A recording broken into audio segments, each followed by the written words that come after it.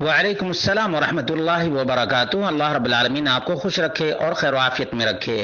آپ کا سوال بہت ہی زیادہ دلچسپ تھا، وہ یہ تھا کہ اکثر ہری پگڑی والے کو دیدار مصطفیٰ ہوتا ہے اور پھر کچھ کو دیدار ملائکہ بھی ہوتا ہے اور کچھ کو دیدار ابلیس بھی ہوتا ہے۔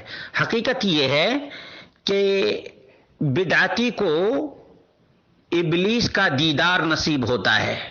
کیوں؟ اس لیے کہ بدعت ابلیس کو سب سے زیادہ پسند ہے، اور ابلیس اس قدر بدعتی کے قریب ہوتا ہے کہ وہ رات دن ساتھ میں رہتا ہے، خواب میں بھی ساتھ میں ہوتا ہے، اور دکھاتا یہ ہے کہ ہم ابلیس نہیں ہیں، ہم تمہارے نبی ہیں۔ کچھ لوگوں کو تو بادل میں سوار ہو کر کے بھی شیطان آتا اور کہتا ہے تم نے ہم کو پہچانا؟ تم نے ہم کو پہچانا ہی نہیں، میں تیرا نبی ہوں، تیرا نبی ہوں۔ ابلیس یہ ملعون شیطان کس کس کو نہیں گمراہ کرتا ہے اور کس کس کے پاس نہیں آتا ہے۔ ابلیس سے بڑا بہروپیہ اس کائنات میں کوئی ہے ہی نہیں۔ اور بدعتی کبھی خواب دیکھتا بھی ہوگا، دیدار ابلیس کرتا بھی ہوگا، لیکن بدعتی تو بناتا بھی ہے نا۔ ایک ہے دیدار ابلیس کرنا، دوسرا ہے کہ دیدار کریٹ کرنا۔ تو یہ جو جنہوں نے اپنی پگڑی کو ہری بنا لیا ہے، جس کا نہ قرآن میں ثبوت ہے اور نہ نبی اکرم صلی اللہ علیہ وسلم کے فرمان میں کہیں ثبوت ہے، اور نہ آپ کے لباس میں سے کوئی ایسا تھا، تو انہوں نے پگڑی بنائی اور مولی سرکار تو ہری بھری سرکار، یہ سب ان کے بڑے بڑے سرکار ہیں۔ بہرحال ان کو اللہ رب العالمین ہدایت عطا فرمائے کہ خواب کا سہارا نہ لیں، خواب کا زمانہ چلا گیا۔ یہ آتھینٹک اور پروفیبل چیز پیش کریں جو رب کے قرآن میں ہو، نبی اکرم صلی اللہ علیہ وسلم کے فرمان میں ہو۔ خوابوں کا سہارا لینے کی ضرورت نہیں ہے۔ اللہ رب العالمین نے دین کو مکمل کر دیا ہے، اور محمد رسول اللہ صلی اللہ علیہ وسلم نے بغیر کسی کمی کے اللہ کا دین مکمل پہنچا دیا ہے۔ ام المومنین عائشہ رضی اللہ تعالی عنہا سے روایت ہے کہ جو شخص بھی یہ کہے کہ اللہ کے رسول صلی اللہ علیہ وسلم نے دین کی کوئی چیز چھپا لی ہے، تو اس نے محمد رسول اللہ صلی اللہ علیہ وسلم پہ بہت بڑا الزام لگایا۔ اب نبی اکرم صلی اللہ علیہ وسلم ان طوطوں کے پاس کیا بتانے کے لیے آئیں گے؟ بتائیے۔ نبی نہیں آتے ہیں، یہ اپنے ذہن کی اختراع کرتے ہیں لوگوں کو گمراہ کرنے کے لیے اور بڑے سے بڑا بابا بننے کے لیے۔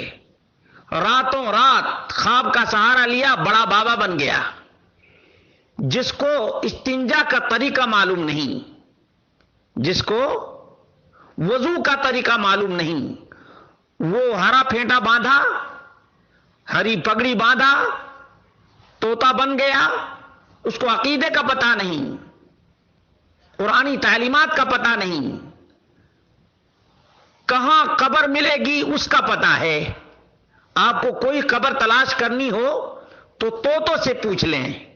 یہ جو ہرے پگڑے والے طوطے ہیں نا، ان سے پوچھ لیجئے کہ کہاں کہاں، کس دن، کس وقت، کس مردے کی شادی ہے، یہ ان سے پوچھیں۔ ان کا دھرم ہی محمد رسول اللہ صلی اللہ علیہ وسلم سے بالکل جدا ہے، اور دین مصطفیٰ صلی اللہ علیہ وسلم کو برباد کرنے کے لیے یہ لوگ اہل سنت والجماعت کا ایک لیبل لگا لیے ہیں، ورنہ نبی اکرم صلی اللہ علیہ وسلم کے دین سے بالکل واسطہ نہیں۔ خواب، خیال، جتنے قصے ہیں، فلاں کے خواب میں آیا، کون آیا بھائی؟ ارے وہ نبی آئے تھے نا، نبی آئے تھے۔